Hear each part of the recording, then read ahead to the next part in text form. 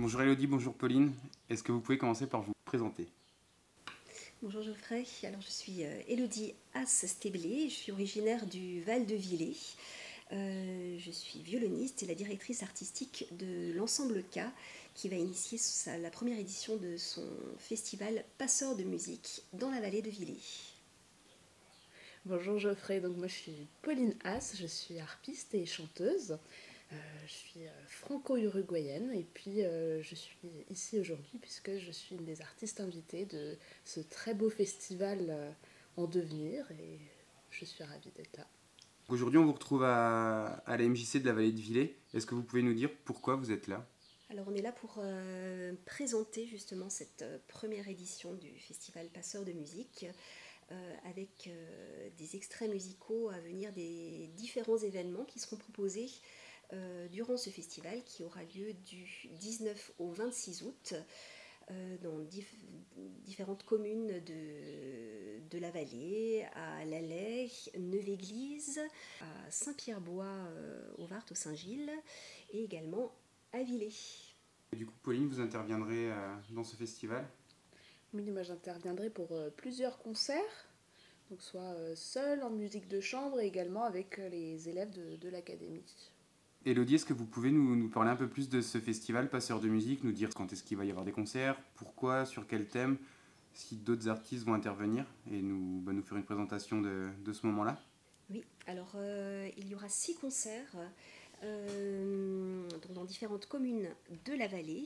Il y aura des concerts, des récitals pour harpe seule, harpe et chant qui seront donnés par l'artiste invitée Pauline Haas qui est donc à mes côtés. Il y aura des concerts de musique de chambre en trio, violon, harpe et violoncelle.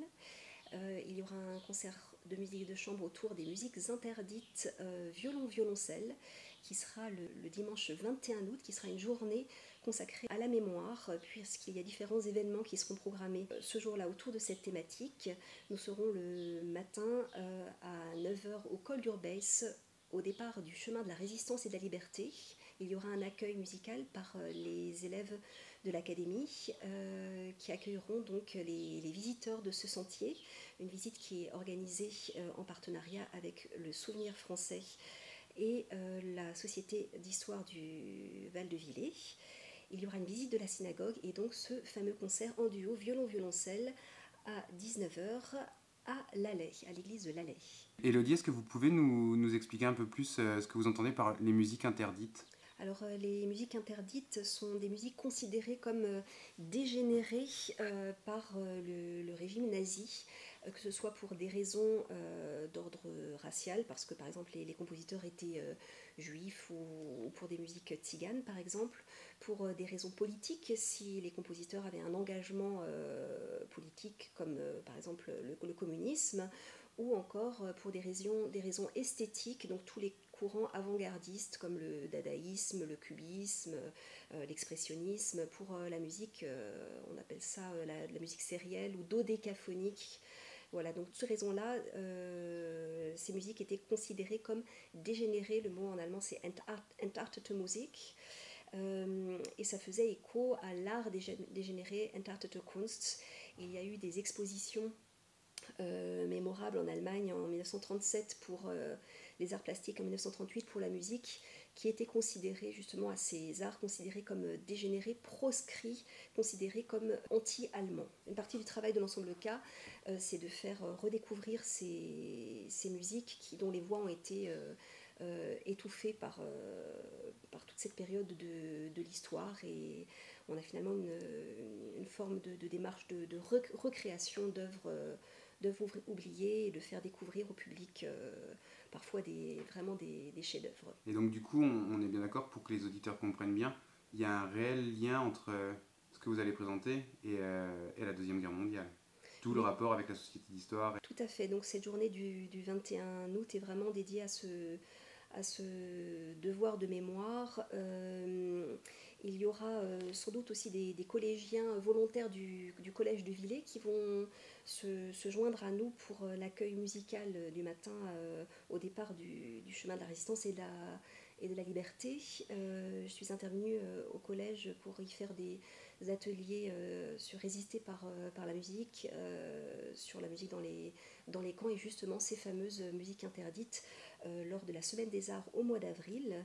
Et voilà, j'espère qu'ils auront à cœur de se joindre à nous, notamment pour entonner des chants de résistance comme le chant des partisans ou le chant des marais que nous avons chanté au collège et que voilà, j'aurais à cœur de faire résonner au départ de ce chemin.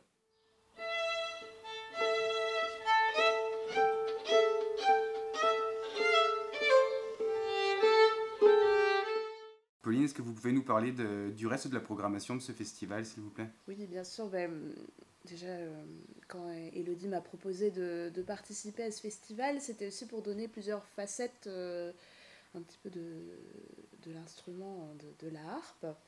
Donc il y aura deux concerts notamment en trio, une formation qui est assez rare finalement, violon, violoncelle et harpe, et qui est malheureusement rare puisque c'est une formation très équilibrée dans toute la palette sonore qu'elle peut offrir. Donc on va être beaucoup dans du répertoire français, qui est le répertoire par excellence de la harpe, qui a connu sa période d'essor au moment du début du XXe siècle, et notamment l'image de la harpe française. Donc on est vraiment dans un peu ces peintures expressionnistes, voilà, toutes ces couleurs du début du XXe siècle. Et puis donc moi je donnerai aussi deux concerts seuls très très différents, puisque le premier va être dédié à des compositeurs romantiques et début XXe siècle également, d'œuvres originales pour harpe, donc des pièces assez virtuoses. C'est un programme qui s'appelle Croquis d'arrière-saison, parce qu'il me fait un petit peu penser à ces journées d'automne-hiver où on rentre chez soi après une balade en forêt. On était ramasser des feuilles, cueillir des champignons, et puis on se met autour d'un bon feu pour se raconter des histoires qui font peur.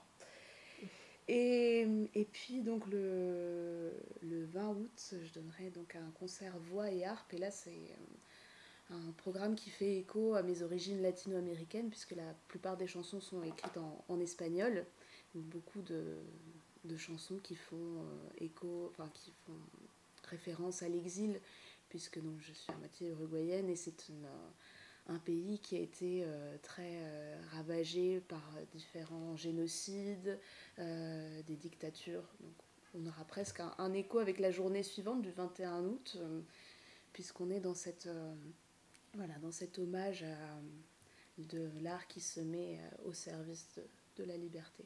Élodie, il y a d'autres actions culturelles qui vont être menées pendant ce festival. Est-ce que vous pouvez nous en parler, puis nous parler aussi de l'accessibilité que pourrait avoir le public non averti à ce genre de concert et à ce genre de musique?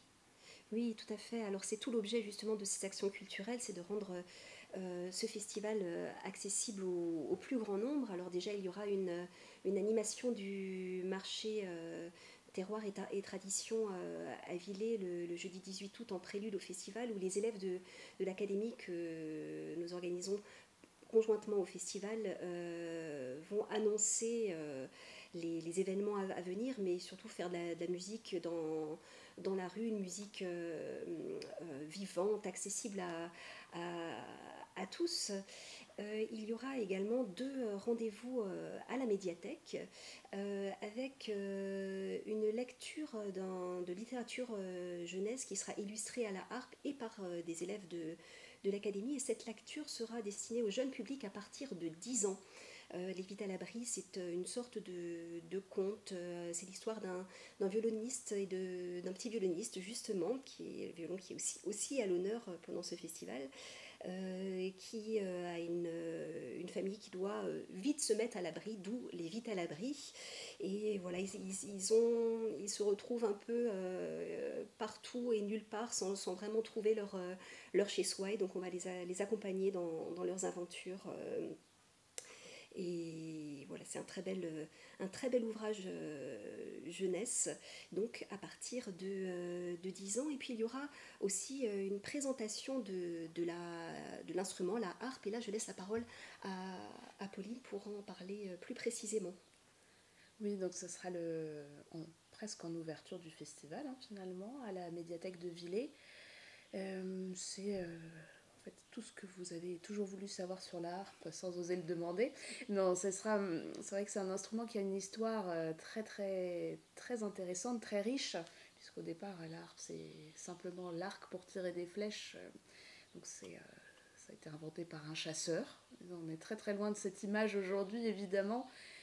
Et donc de raconter un peu l'histoire et évidemment de répondre aux questions qu'il peut y avoir sur la facture de l'instrument, sur le répertoire, et puis de faire écouter un petit peu et voire même essayer à ceux qui le souhaiteraient.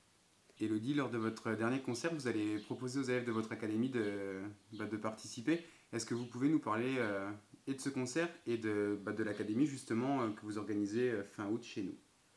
Oui, alors ce concert sera le concert de clôture du festival. Il sera donné par des élèves violonistes de l'académie et l'artiste invité du festival, donc Pauline Haas.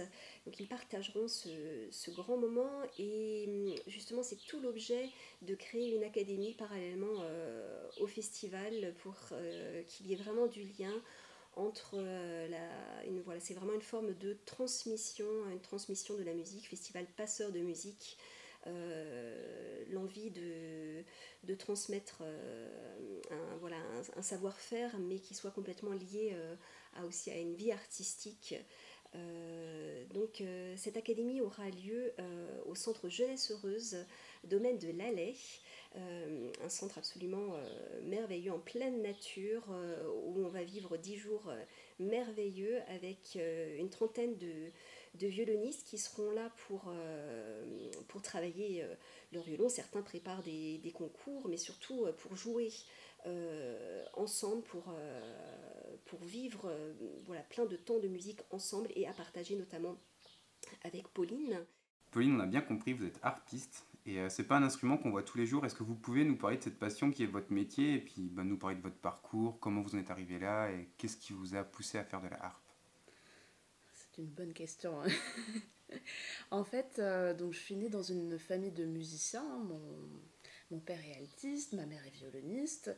J'ai baigné là-dedans toute petite. J'étais très vite attirée. Alors c'était surtout l'opéra, la danse, des choses très diverses.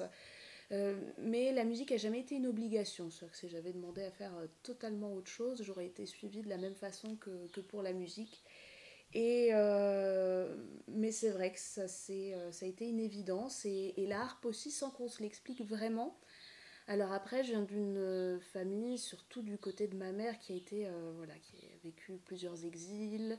Notamment, ma mère est arrivée en France pendant la dictature dans les années 75. Et ma mère me dit souvent, finalement, la harpe, c'est intransportable, donc c'était une façon de dire maintenant, on reste ici. C'est un instrument qui est effectivement mal connu. C'est-à-dire qu'on a une image de la harpe, c'est les princesses dans les châteaux avec des longs cheveux qui jouent en attendant leur prince charmant. Et pourtant, c'est un instrument qui a plein de couleurs, de facettes différentes. On peut faire des choses à partir de la musique trad alors latino-américaine, celtique, qui est plus connue en France. On peut faire du rock, on peut faire du jazz, on a des harpes électroacoustiques maintenant qui se branchent comme des guitares électriques sur lesquelles on peut ajouter plein d'effets. On peut faire de la chanson, on peut faire de la musique classique. C'est vraiment un instrument c'est une page blanche en quelque sorte, puisque du fait qu'elle ait changé autant d'images à travers les siècles, elle a eu du mal à se forger une identité, et en même temps ce sont toutes ces facettes qui en font cette identité magnifique et qui fait que chaque harpiste peut se créer son parcours. Il faut vraiment voir la harpe comme une page vierge sur laquelle on écrit sa propre histoire.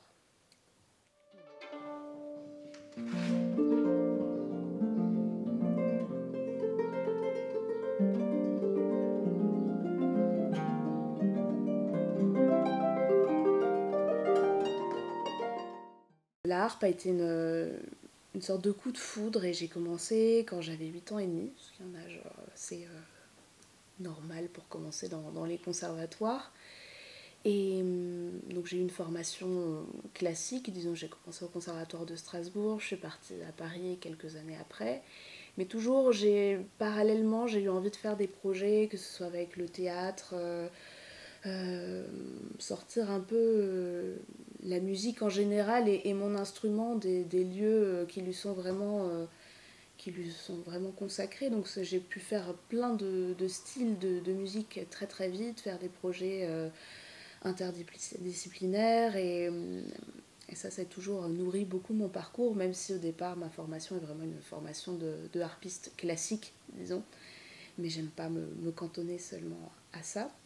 Et puis ça m'a permis aussi donc, de monter plusieurs projets donc, de médiation culturelle et notamment un festival qui a lieu à Geberschwir depuis bientôt 5 ans, qui est un festival donc là, qui vise à réunir les arts, mais également de travailler avec des jeunes des conservatoires et écoles de musique de la région et au bénéfice d'un institut qui fait partie des associations Adèle de Globitz, donc qui sont des instituts médico-pédagogiques qui sont un petit peu dans toute l'Alsace. Nous, on travaille avec celui de Colmar, qui est l'Institut Saint-Joseph. Donc on leur reverse tous nos bénéfices et en même temps on fait participer au festival les troupes de théâtre et de danse de l'Institut qui montent un spectacle qui est donné dans la programmation du festival. Et ce sont des pensionnaires des foyers de l'Institut qui tiennent la billetterie, qui placent les gens. Voilà, donc c'est aussi un festival qui est peut-être une sorte de cousin des passeurs. Qui est aussi super ouvert et tourné vers l'autre, quoi. Voilà, enfin c'est le but en tout cas. Élodie, est-ce que vous pouvez nous expliquer comment vont se passer les concerts? Est-ce qu'il y aura de la restauration? Comment accéder à la billetterie? Quels sont les tarifs pour ces animations? Oui, alors autour de chaque concert, il y aura la présence de la ferme Imbert d'Urbeis, ferme qui proposera ses produits bio et locaux et surtout qui proposera voilà, une petite restauration qui permettra aux festivaliers de pouvoir grignoter quelque chose juste avant ou entre les deux concerts puisque le vendredi 19 août et le samedi 20 août, il y aura 2 concerts qui se suivront d'affilée, donc il faudra reprendre des forces entre les deux. Alors concernant les tarifs, le tarif des concerts, c'est 6 euros le concert et quand il y a 2 concerts d'affilée, on peut avoir un tarif à 10 euros les 2 concerts. Bien entendu, les enfants jusqu'à 18 ans ne payent pas, c'est entièrement gratuit pour eux. Toutes les actions culturelles qui ont lieu autour des concerts sont entièrement gratuites. Il y a juste la visite guidée du chemin de la résistance et de la liberté qui sera au tarif de 5 euros tout simplement pour pouvoir entretenir ce beau sentier. Élodie, j'ai cru comprendre qu'il y avait des commerçants de la vallée de Villers, à savoir la librairie Les Darons, qui seraient présentes sur a priori tous les concerts. Oui, tout à fait. On a l'immense plaisir de pouvoir travailler avec Annick et Sébastien qui ont répondu chaleureusement à l'appel. Ils seront présents autour de tous les concerts. Il y a la nourriture voilà, terrestre apportée par la ferme Imbert, mais il y a aussi la nourriture spirituelle. Et voilà, la librairie Les Darons va proposer des ouvrages en écho avec la programmation des concerts. Donc pour les concerts de musique de chambre en trio, nous allons faire le lien avec la poésie. Et pour le concert autour des musiques interdites, ce sera le lien avec la thématique, donc autour du devoir de mémoire de la Seconde Guerre mondiale, qui, vous l'avez compris, est vraiment le thème de la journée du 21 août, où nous accueillerons le public le matin par un accueil musical donné par les stagiaires de l'académie en prélude à la visite de ce chemin qui sera mené par des guides du souvenir français. Élodie, on a beaucoup parlé du festival, de l'académie, on a beaucoup échangé avec Pauline. Et maintenant, moi, j'aimerais savoir qui vous êtes, pourquoi le violon, et est-ce que vous êtes professeur, est-ce que vous êtes payé pour jouer dans des orchestres? Dites-nous-en un peu plus sur vous. Alors effectivement, outre le fait que je sois violoniste, d'ailleurs j'ai commencé le violon toute jeune, à mon entrée au CP. Il n'y avait à l'époque pas encore de cours de violon à la MJC de Villers, ça a bien changé depuis. Donc j'ai commencé à Chervillers, puis à Célestat, j'ai poursuivi mes cours à Colmar, puis à Strasbourg avant d'aller en Allemagne, à Mannheim et à Berlin. Donc voilà un petit peu mon parcours d'études. Et voilà, je suis actuellement professeure de violon au conservatoire de Strasbourg. Voilà, où j'ai une classe, voilà, où j'enseigne le violon et j'enseigne également le quatuor à cordes. Et j'enseignerai également donc, lors de cette académie, cette nouvelle académie qui aura lieu conjointement au festival et qui se déroulera donc à Jeunesse Heureuse. J'y retrouverai quelques-uns de mes élèves, mais aussi des élèves de collègues, et puis des violonistes qui ont entendu parler de cette académie, qui ont envie de s'inscrire, de travailler avec moi et ma collègue Anna Revertito Haas. Mais écoutez, on arrive à la fin de cet échange. Est-ce que vous avez envie de dire quelque chose à nos auditeurs et aux lecteurs du blog de l'Office de tourisme pour leur donner envie de vous rencontrer lors de ce festival ?